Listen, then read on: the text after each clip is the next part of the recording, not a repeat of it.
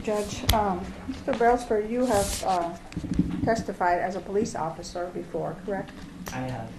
How many times have you done that? I don't know an exact number, ma'am. Right. One time, 2 times, 3 times, Several times. more than 5, less than 10? I'm not sure, ma'am.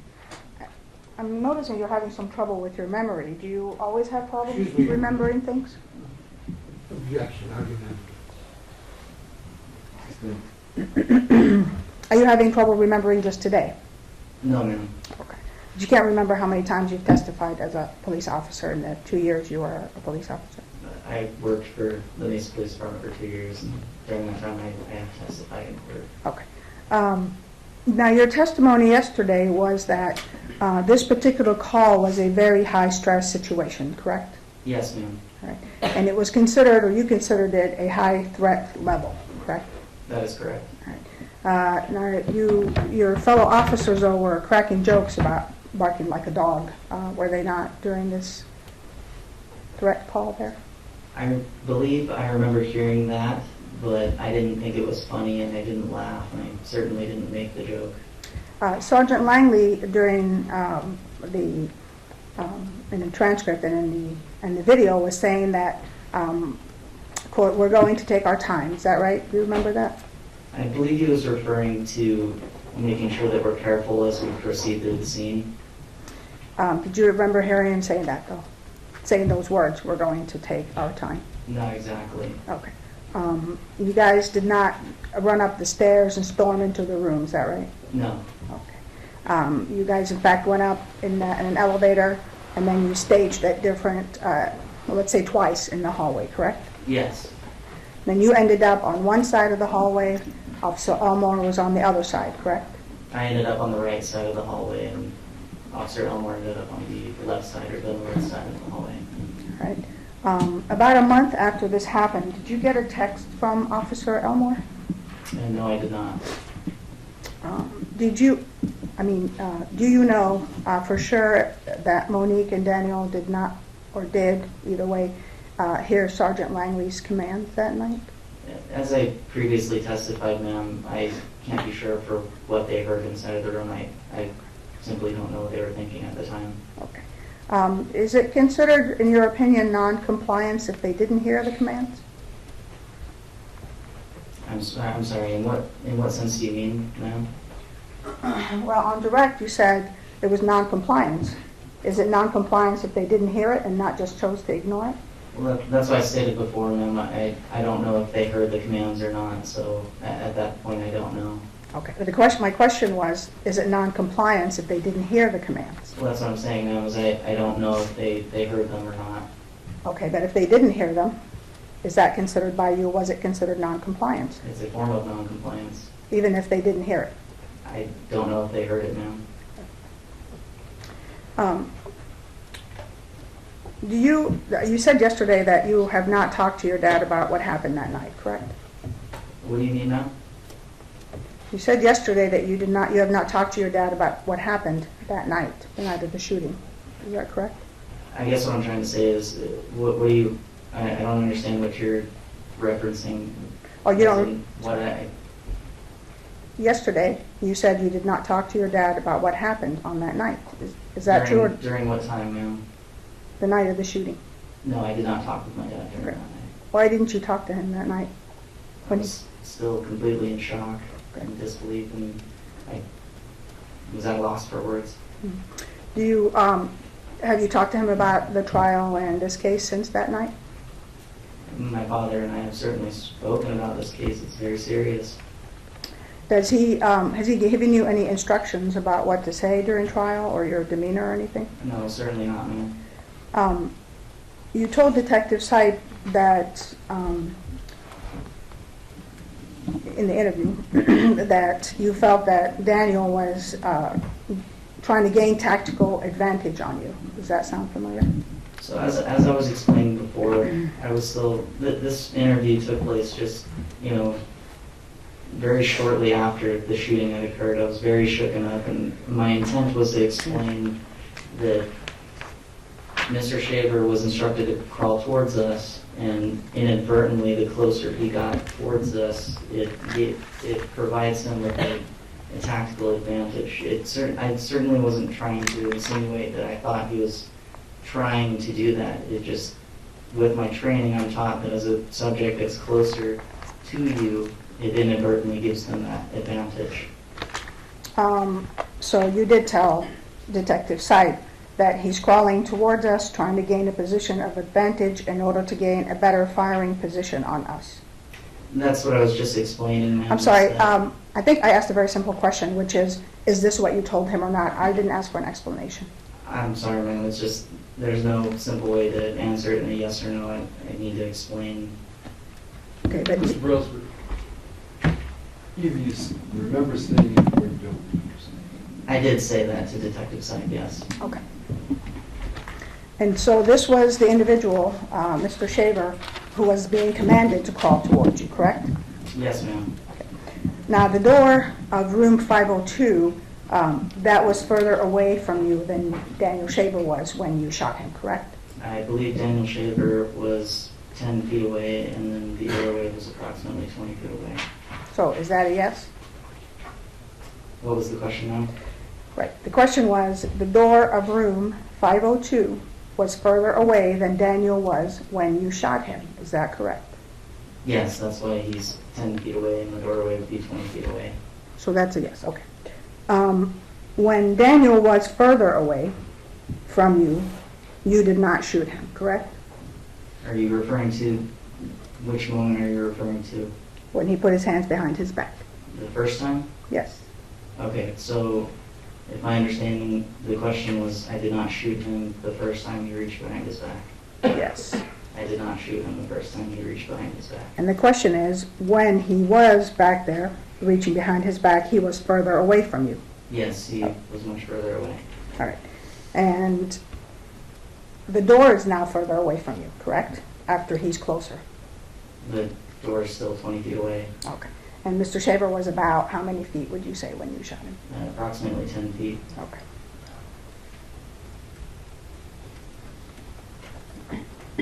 And you did not fire on him until his elbow came up, right? Are you talking about the second time now? Or did you fire at him more than once? Just the second time. Right. So, as soon as, I have to be able to explain this in sequence because it happens so fast. When I'm looking down the hallway, my field of vision, I can see the entire hallway, I can see Mr. Shaver, and I can see the doorway. I certainly never lost sight of him. Mm-hmm. That's how I was able to detect the motion that looked to me as if Mr. Shaver was reaching for a weapon. And that's when his hand disappeared out of my view. I saw the elbow raise. That's when his hand is disappearing out of my view. That's when I determined to fire. Did you tell Detective Sipe that when his hand, meaning Mr. Shaver, when his hand went back, it was a straight motion? Or I'm sorry, he asked you, when his hand went back, was it a straight motion with his elbow raised? You said it was like he was going to his waistline. That's what I said, ma'am. Okay. And at that time, you said, or yesterday, you said on direct examination that you were not aware that Mr. Shaver was going for his shorts, correct? I'm sorry, I'm lost. Can you please explain that again? Yeah, did you say yesterday during cross-examination that you had no way of seeing or knowing if Mr. Shaver was going for his shorts? At what point in time? I don't know when the defense counsel asked you about that. Do you remember saying that? I don't understand the context is, I guess, what I'm trying to get at. Do you remember saying that yesterday? Maybe you just don't remember saying it. As I said, I don't understand the context, so I don't know how to answer that question. All right, we'll move on to something else. Why did you say you perceived Mr. Shaver was armed? That's how I'm trained, ma'am. In a gun call, in a situation as this, I have to presume he's armed until I can physically prove otherwise. Okay. And you are trained that if you perceive someone is armed, on a call like that and they move their elbow, then your training, your testimony is that your training allows you to fire at that person, correct? It all depends on the totality of the circumstance. Great. Could you explain to us the totality of the circumstances in this case that caused you to fire? Absolutely, ma'am. It started right from the beginning, receiving the emergency call, having many officers respond to the scene of La Quinta where there was a man with a gun in an elevated location, in a highly populated location. And from there, Sergeant Langley formed an immediate action team at that point. We wouldn't just form something like that if it was simply someone smoking marijuana in their hotel room. It was a very serious situation. It was potentially an active shooter. Okay. That's the totality of the circumstances? That's part of it. Okay. What's the rest of it? If you'd like me to proceed through the rest of what happened, I can tell you exactly that. Oh, no, I'm not asking you what happened. What I'm asking is you mentioned the word totality of the circumstances 5-6 different times yesterday, right? Yes, ma'am. Okay. So what are the totality of the circumstances that caused you to fire? Let me give you an example. Yesterday, Mr. Jacobs mentioned what a totality of the circumstance he trains you guys on, right? Yes. It's the pertinent objective facts. Yes. Where's the pertinent objective facts in this case? The pertinent objective facts are that we're responding to the scene of a man with a gun. That's the only fact that you think is pertinent. There's many facts that happened, ma'am. Like what? He reached behind his back when he wasn't supposed to several times. He was ordered by Sergeant Langley and warned what would happen if he did reach behind his back. Moments before the actual shooting, he was asked if he was drunk, to which he replied that he wasn't. He was asked on multiple occasions if he understood Sergeant Langley's commands, and he replied that he did. Do you, in the 2 years you worked with the Mesa Police Department, did you have the opportunity to interact with people who are intoxicated? Yes. Okay. And do they normally tell you the truth about the fact that they're intoxicated? Not all the time. But I certainly had no reason to. There was no question before you, so you answered mine, thank you. As far as understanding, in your opinion, as you're watching this with your state of mind, did it appear to you that Mr. Shaver was having some trouble following commands, understanding what was going on? I wasn't thinking that at the time. You've been wearing glasses the entire time that you're sitting here, but do you know what your vision is like without glasses, the numbers, you know? No, I don't, ma'am. And you said at the time that you were wearing prescription glasses, correct? I was. Were they wraparound glasses, or were they regular, just with the lenses that come up normally?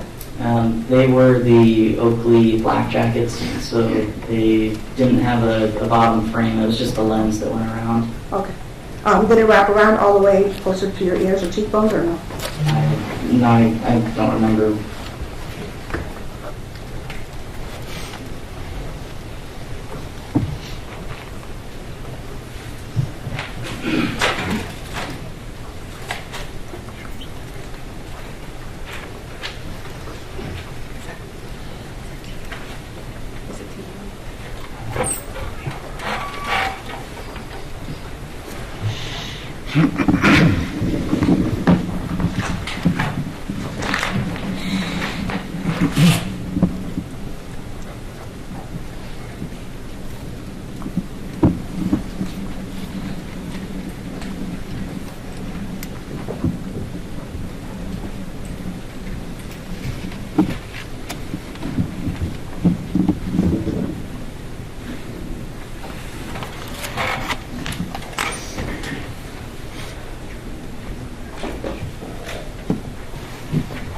Right now, was this, and that's how you looked and how you were dressed on that night?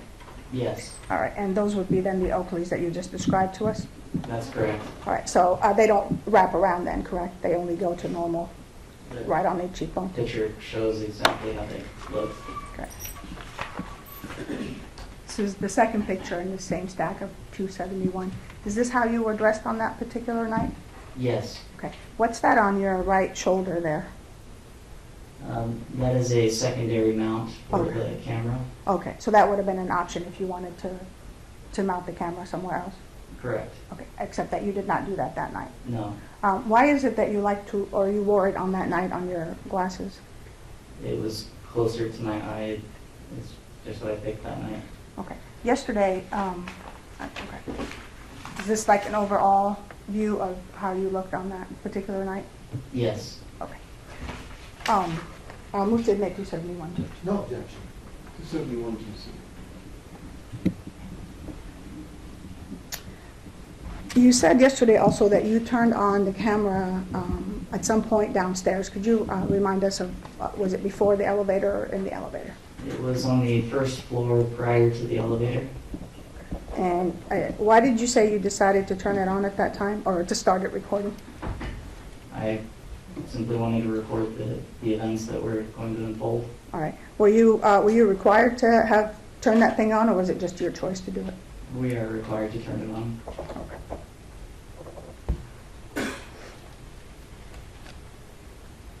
Did Daniel follow most of the instructions given to him? Which instructions are you referring to, ma'am? Well, just in general, did he follow some, most of them, none of them? He followed some of the instructions, yes. He didn't follow others. And at some point, when let's say Sergeant Langley was giving orders and giving directions to the female, did Mr. Shaver just lay flat on the ground and not move at all until he started being addressed by Sergeant Langley? So are you referring to the point after they had come out of the room, after they had been thrown down onto the ground, and then Sergeant Langley was giving instructions to the female? Yes. He did then provide instructions to Mr. Shaver. But my question was, while you were dealing, the group of you was dealing with Ms. Portillo, Mr. Shaver did not make any movements, correct? He just laid there with his fingers interlaced over his head until the sergeant started addressing him to tell him to push up to a kneeling position. I don't exactly remember if he made any movements, but he was laying on the ground with his fingers interlaced on his head. Okay. Did you, by any chance, watch the video again last night to prepare for today? I did not. Okay.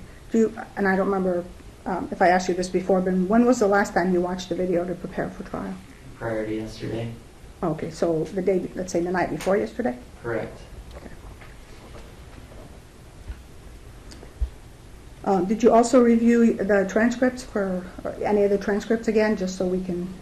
My transcripts? Yes. You did? Yes. And was that a couple of days ago too, or? It would have been the same day. Okay. There was, so how many gun calls have you been on in those 2 years?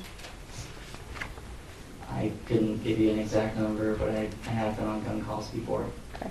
Do you know how often approximately you responded to gun calls? It really depended on the time of the year, the time of the month. It could have been anywhere from 3 to 4 times a month. Okay. I don't know.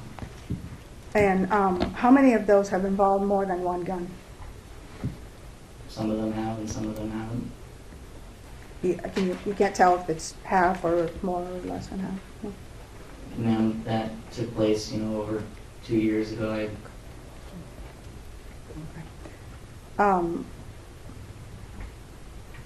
Could you explain to us how there was an imminent threat from Daniel when you didn't see or know for sure if you had a gun?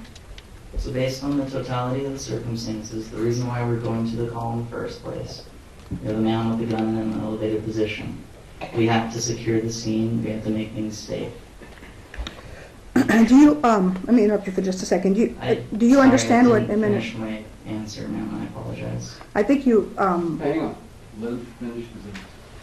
I don't think he's answering the question I asked, but Well, you may not like the answer, but let him finish it. he's being non-responsive, Judge. It's not that I don't like what he's saying. The court is going, as the witness, would be allowed to finish his answer. Go ahead. So based on my training, when we respond to a serious call like this, a man with a gun call, it's one of the highest threat levels that we respond to. Individuals are presumed armed until they are physically frisked and found to be unarmed. Are you finished now? I am. All right. What is an imminent threat? Just moments before an actual assault occurs. Okay, so my question was, how was there an imminent threat, meaning the moment before an assault occurs, from Daniel when you didn't see or know if he had a gun? When Mr. Shaver was reaching towards his waistline, which appeared to me reaching for a gun, that is the imminent use of force, of deadly force. Without having seen a gun or knowing for sure he had a gun, correct? I didn't see a gun. You mentioned yesterday repeatedly this classic draw stroke. Did you ever tell Detective Sype that that's what Daniel Shaver was doing, a classic gun draw stroke? Detective Sype was the one asking the questions, and he never asked that question of me. He asked you, was his elbow raised? And you said it was like it was like he was going to his waistline. Did you ever use the words like a classic gun draw stroke? I didn't say a classic gun draw stroke. Okay. But we heard that during the trial, correct, from other people? Because that's what it appeared to me. You said also that you were taught to presume that on a call of a man with a rifle, that he would have more weapons. Is that correct? Yes, based on my training, I've been taught that where there's one weapon, there's highly likely you'll find more. What does presume mean? Presume means essentially the same thing as assume. We have to go into this thinking that they are armed until we can prove otherwise. Okay. Does it mean that something is true without proof? It's a belief that something is true without proof. Do you know if that's what presume means? I'm sorry, I don't really understand. Do you know if presume means believing something is true without proof? What happened, because of the totality of the circumstance, I had to presume that he was armed until we could physically prove otherwise. Okay. I understand that. What I mean is, when I said, what does presume mean? And you gave me what you thought it meant. Does it also mean to believe something is true without proof? Just a definition, I mean. I'm just telling you based on my training. So you have no idea what presume actually means, the word? That's what I told you, ma'am. I presumed that he was armed until I could physically prove otherwise. Okay, but what does presume mean? You said it means assume, right? I just explained that, ma'am. Okay, so it does, all right, so we're not going to answer that. Did you or Mr. Marins contact Detective Sype with any other information you wanted to share about the shooting? Excuse me, Your Honor. What's your objection, Mr. Bigelow? Yes, the objection is constitutional in basis. Where the obligations lie during an investigation.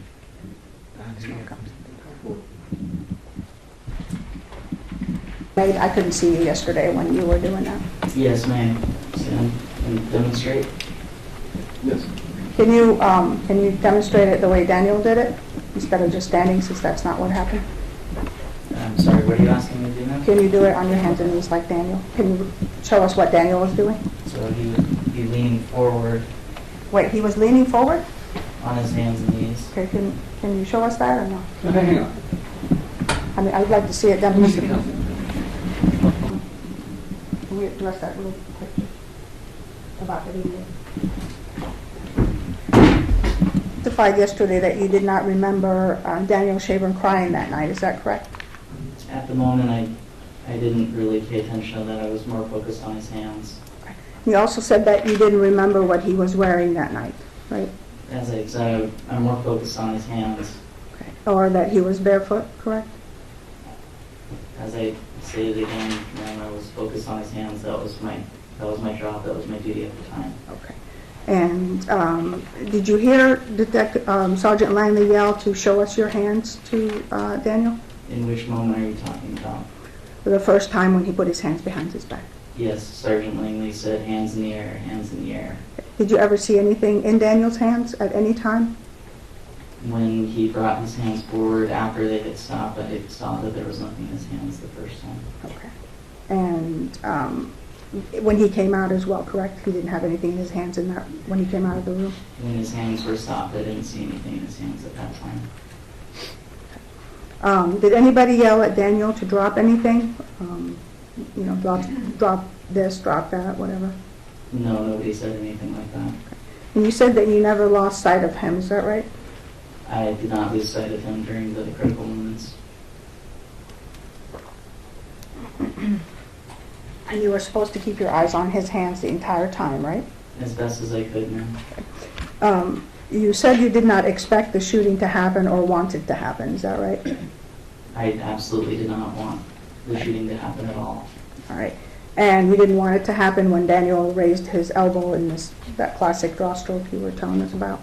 Because he made that action, it left me with no option. I had to do what was necessary to protect myself and my team in that split-second moment. So at that moment, you did want to shoot him, correct? No, ma'am. All right, so you were just being reckless when you shot him? No, certainly not. Were you being careless? No, ma'am. Was it an accident? No, ma'am.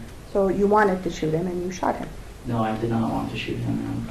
All right, well, if it wasn't an accident and it wasn't carelessness and it wasn't recklessness, then you intended to shoot him, correct? I was doing what I needed to do to protect my fellow men and the woman that we had just taken into custody. Okay. So your intention at that exact moment was to fire the gun, correct? As I said before, I was doing what I thought was best, what I needed to do, what was necessary to protect myself and the other officers in that moment. Right, because it wasn't an accident. I mean, it was intentional, right? There's like two things. It's either intentional or it's accidental, no? Now, as I explained before, I did what I thought was necessary to protect myself, my team, as well as the female that we had just taken into custody. Okay. So it was an intentional shooting, not accidental. Let's move on, folks. We've asked this question 5 times. He's non-responsive. That would be my only objection, Judge. Was, you said that Mr. Shaver's head was not facing you, is that right? Yesterday? Which moment are you referring to? Well, right before, when he made the elbow movement. When he made the draw stroke? Yes, before you shot him. You said his head was not facing you, correct? It appeared to me that he was looking towards his waistline. Was he crawling at an angle? Did it appear to you towards more closer to Officer Elmore?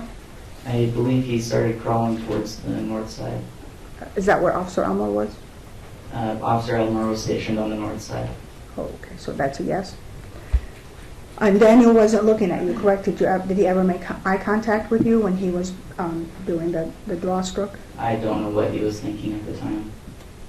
My question was he looking at you, not what he was thinking? I don't know what he was looking at. I don't know what he was seeing. Okay. Did you make eye contact with him? I did not know.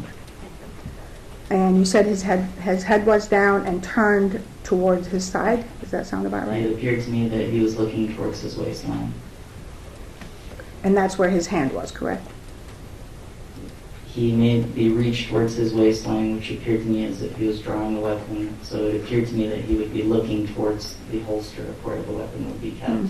And so his head and his side, he turned his hand and his head towards that same side? Is that what you mean? No, ma'am. I said that he reached his hand towards his side as if he was making a draw stroke motion and then looking towards his waistline where a holster would be kept. Okay. Which was never found on him, right? I didn't search him, no. Okay.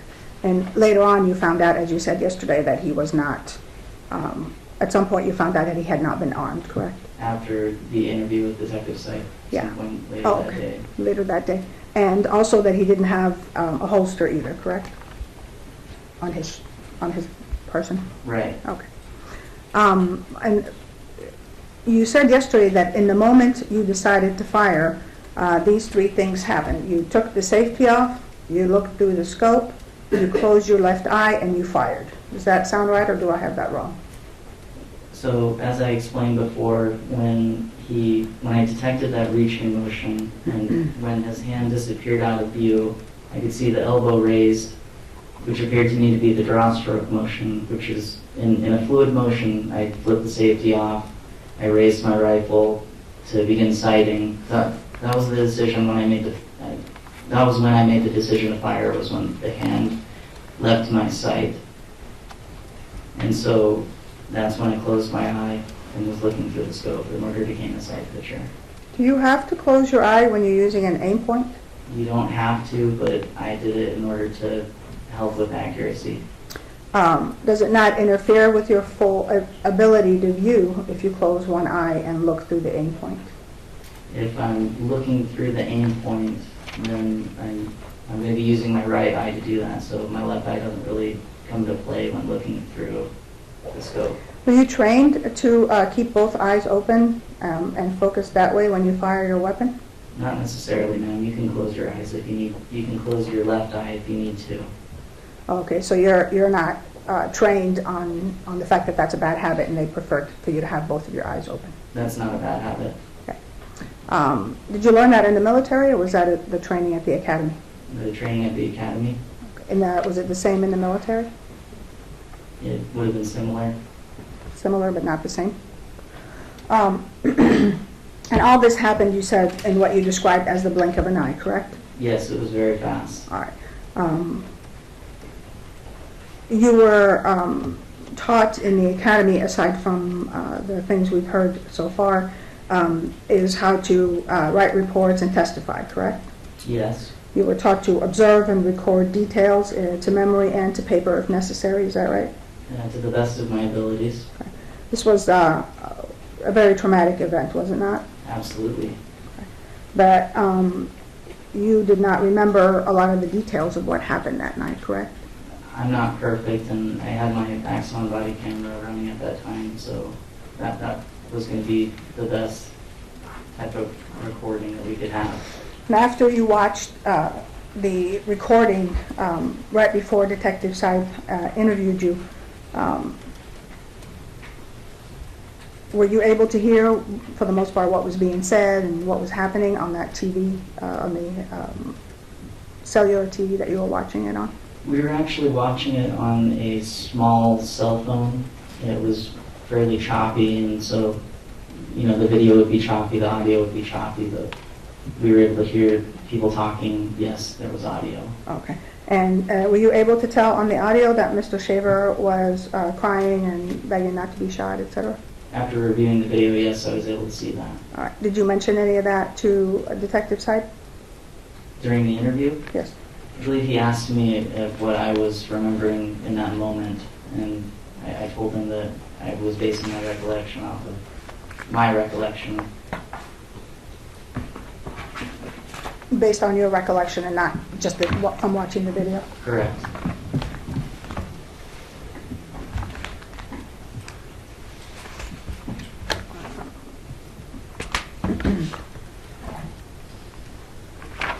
Were you, let me ask you this before. You said you had recently reviewed your interview with Detective Seib, correct? And prior to yesterday, Yes. So do you recall when you read that interview, do you remember reading that a lot of what you said had been repeated, was verbatim, like word for word, what was being said and what was happening in the video in like really long form? I'm sorry, what was the question? Here, I approach Your Honor with Exhibit 269. Yes. Exhibit 269. That one has been read into the record much earlier, but does that say it's the interview that was conducted with, it says Mitch Brailsford up on the top right-hand side? Yes, ma'am. All right, it has the interviewer, case number, et cetera? Yes. All right, and then handwritten under Q1, next to Q1, it said Detective Rayburn. You see that? It does say that here, yes. And then Q2, man, and then it said Manning, comma, Keith. Yes, And then Q is Detective Seib and A is you. Is that right? correct. If you could flip through that and let's open that to page 196.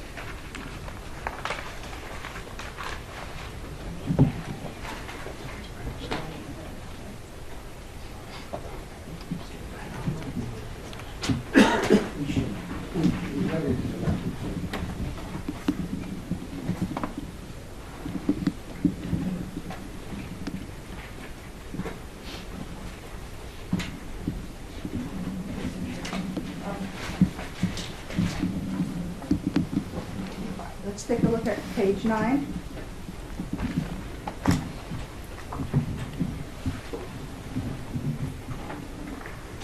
Okay, Your Honor, this is Exhibit 245. It's already in evidence, so I will go ahead and publish to the jury.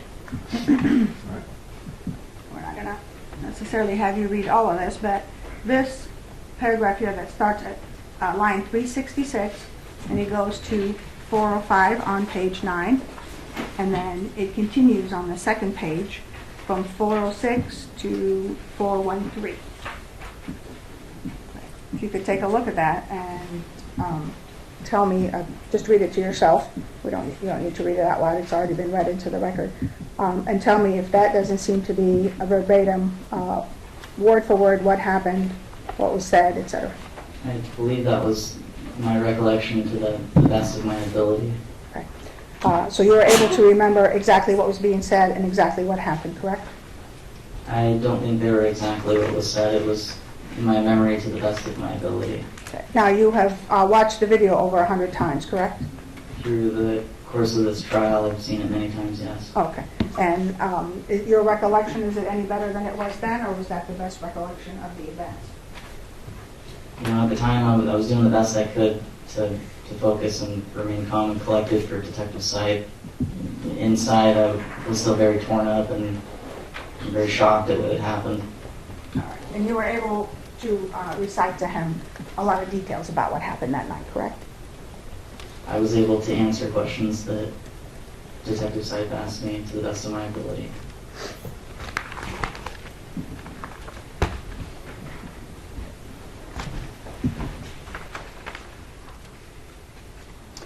When the Axon video camera first started, when you first turned it on, there's a bit of a delay, correct? They usually have a 30-second delay. Yes.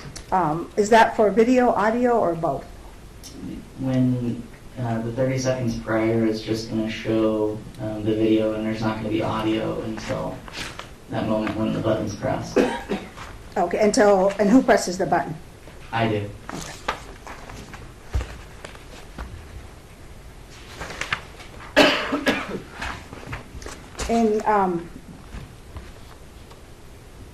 During the beginning, when you were walking with the group in order to get to the hallway, the first part of the hallway on the 5th floor, do you remember somebody saying to you, "I got a lady in the doorway to my left," and you're saying, "Yeah, I see that"? I don't recall that. Right. Do you remember saying anything to Sergeant Langley about, I think that's the ice room, about one of the rooms? I do remember that. Okay. Do you recall Sergeant Langley saying that we'll bring them until about 6 feet in front of us, put them out, then we're probably going to have to do a step up? Does that sound familiar? Yes. All right. What did the step up mean to you at that time? I didn't know what the step up meant. Okay. What he meant by that. All right. And so your understanding, though, at least about the first part, was that they were going to come out to about 6 feet in front of the group, meaning you guys, correct? My understanding that Sergeant Langley was going to call the subjects out of the room and have them come to us. Okay. Do you recall anything about the 6 feet? You may not, I don't know, but about the 6 feet in front of you? I don't remember that. Okay. And then do you recall him saying, if somebody comes out or doesn't come out, we'll just deal with it? Yes. And do you also recall him eventually later saying, we're taking our time making the phone calls from downstairs? I don't recall that exact moment. Okay. At some point, do you remember him saying, okay, we have somebody coming out, or one coming out? Sorry. Yes, I remember that. Okay. Was that right before the female could be seen in the video? So that was said just prior to the female and man coming out at the same time. After the shooting and it was called in, did you follow at first the sergeant towards those rooms to clear the rooms in front, 500 and 502? So immediately after the shooting had occurred, that's when I stood up and proceeded with Sergeant Langley towards room 502. Okay. You stood up? Were you crouched when you fired? Or I believe I was kneeling and then I stood up. in the midst. Okay. So you were kneeling when you fired the shots, and then you had to stand up and walk? Yes. Okay. So did you go ahead and kind of approach those two rooms but didn't go into them? Is that how? I didn't it go worked? into the rooms, no. Okay. Did they, while you were standing there, did you notice that they weren't able to open the doors? That they had the wrong door or the wrong key? I saw that they were having difficulty opening the doors.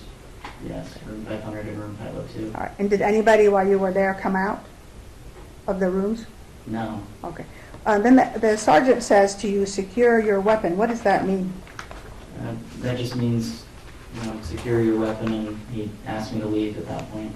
What does secure mean? What did he mean by that? Ensure that the safety's on and that the weapon is secured. All right. And I was going to ask you that after you shot Daniel, did you put the safety back on, or do you remember? I did put the safety back on. Okay. At the end of the first time that, when you watched the body camera video, did someone ask for it to be rewind and watched again, the shots fired and the call towards us and all that? I don't recall exactly. Okay. Do you recall watching it twice at all? I remember watching it once prior to the interview. Okay. But not twice, not rewinding it and watching it again? As I said, I don't recall exactly. All right. Could it have happened and you just don't remember? It's been over 2 years. I don't recall. I would say the transcripts would be the best. Okay. I guess that would be the best way to, the best place to see that, right? Probably. This is.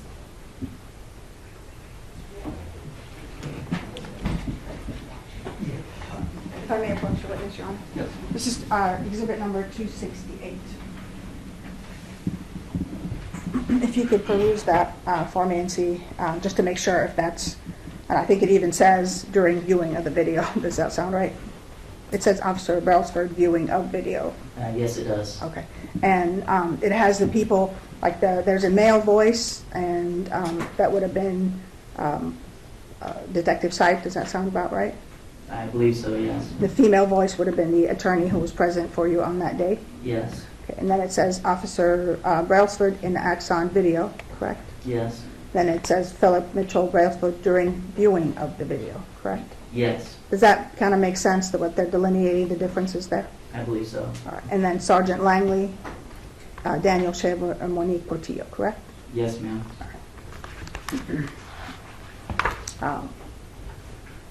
The state moves exhibit 268 in evidence. No objection. 268 is received.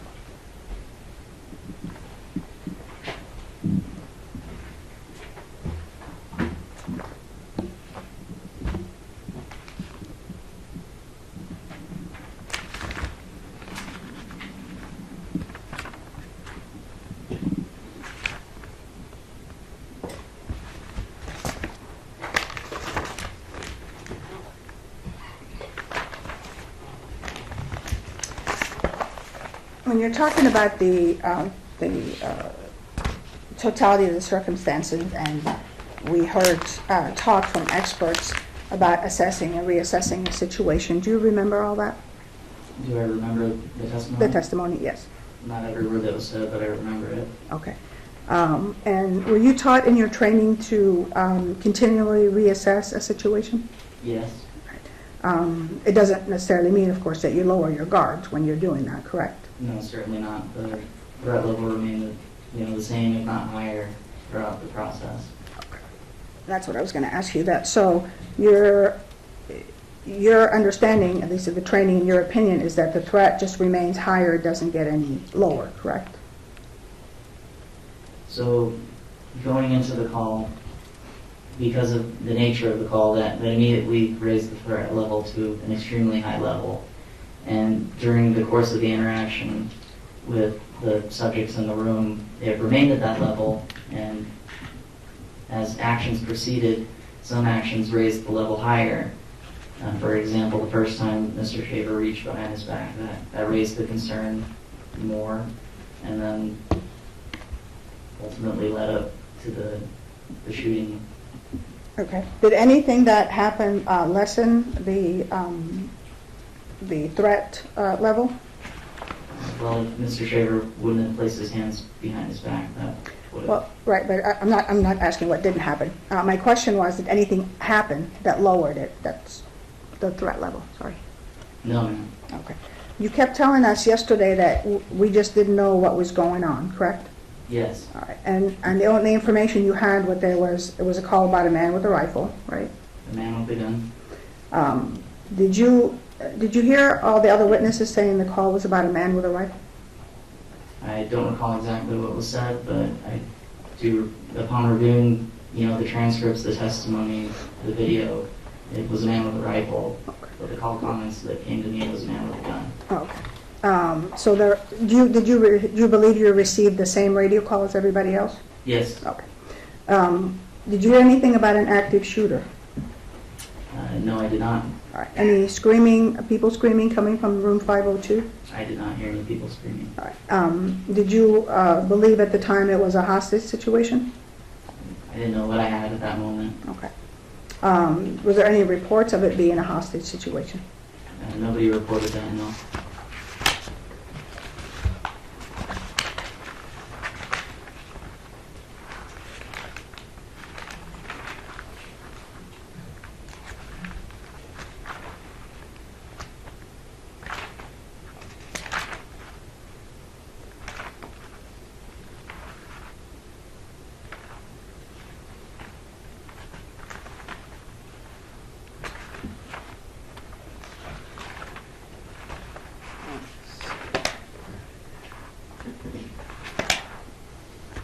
Do you recall the officer, Detective Sipe, during his interview, asking you about the weapon that was pointing out the window, and he asked, did it specify whether he was pointing it at someone or that's where his question ends, and you said not to my recollection. Does that sound right? It's in the transcript. That's what I said, ma'am. So there were no reports of a hostage situation. I think I already asked you that. So then it became, after that, were you engaging in what if this becomes, a hostage situation? Is it possible this could become an active situation or active shooter, or did those things not occur to you at the time? I'm sorry, I didn't really understand what the question was. So you didn't have any reports, but because we heard something about active shooters, et cetera, before. Were you thinking at the time, in your present sense, as these things are happening, what if this turns into an active shooter? What if this becomes or is an actual hostage situation? Or did these things not occur to you at the time? Well, an active shooter is not going to become an active shooter until shots have been fired to that nature, and going into the call, we didn't know what we had at that point. All we knew was that there was a man with a gun in an elevated location in a highly populated area. But you didn't have, so you weren't thinking, what if this was this or that? You were just concentrating on what the call was.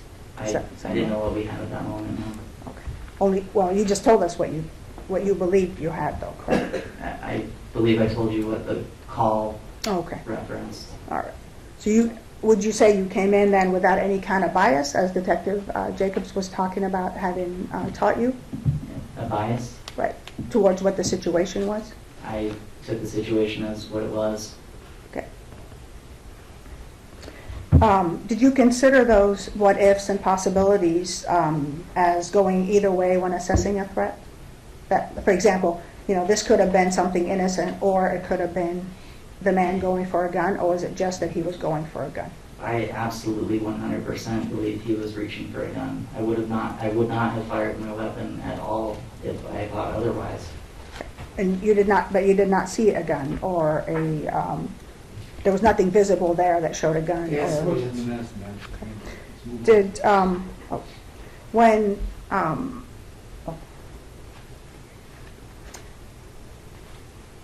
when Mr. Shaver was laying down flat, did that lower the threat level at all for you?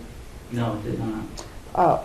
Since two people came out, and they are harder to deal with when there's two of them, did taking her in custody and putting her behind you, or Officer Gomez doing that, and now you just have Daniel, did that lower the threat level at all? The only thing that happened when Ms. Portillo was taken into custody was that it showed that she was unarmed. It didn't lower the threat level at all. Okay. And did you know at that time that there was someone covering the window from the outside? I believe I heard somebody was. Okay. Do you know who you heard that from, Sergeant Langley or somebody else? I believe it would have been Sergeant Langley.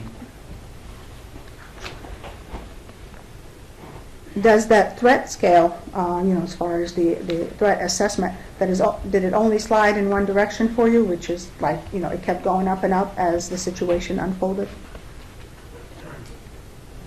The threat level started extremely high, and my actions were, I had to react to whatever was brought forth my way.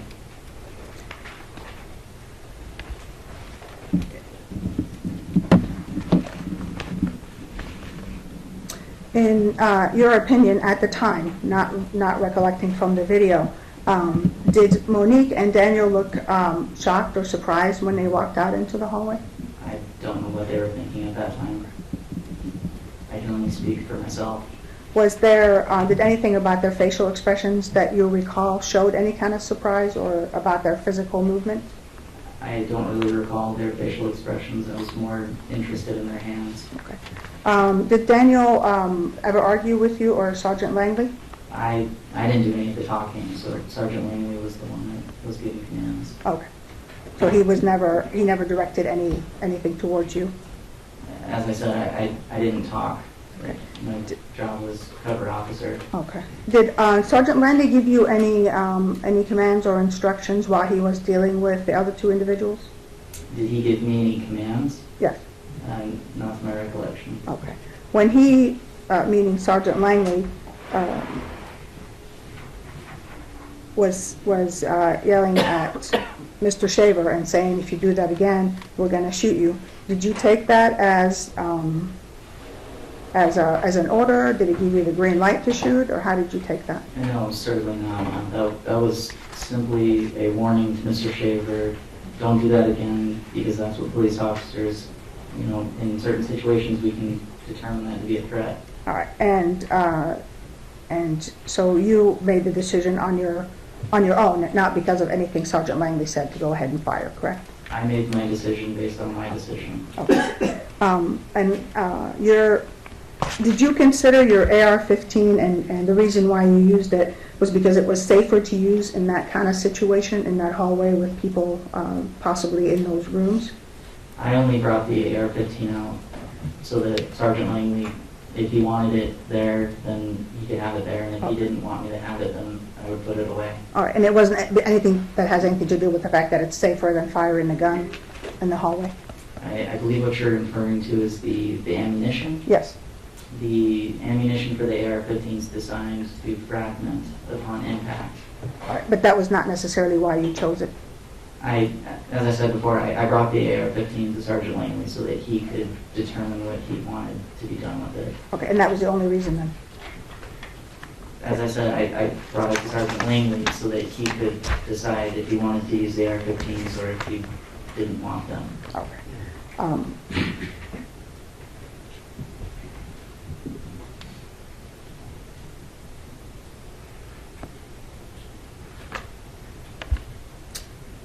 Are you comfortable saying that, since you said you felt that you had to do it, that if this situation happened exactly again, you would do the same thing? If this situation happened exactly as it did at that time, I would make the same exact decision that I made that time. All right. Is it okay to break now, Judge, so I can set up the machine?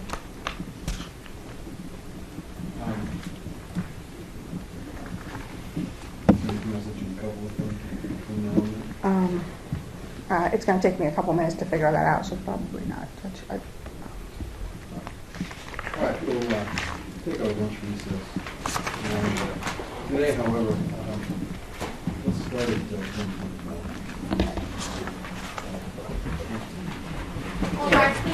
This is going to be